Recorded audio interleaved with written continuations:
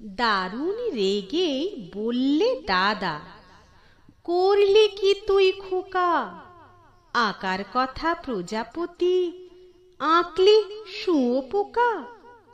পুজোর ছুটির পরেই খাতা দিবি যখন জমা, স্কুলেতে স্যার কি তোকে করবে তখন ক্ষমা?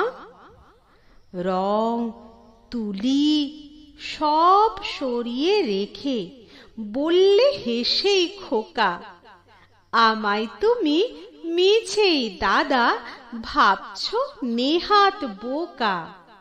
লেখাপড়ার কাজে আমি দিই না মোটেও ফাঁকি, এখনো তো পুজোর ছুটির ২৭টা দিন বাকি।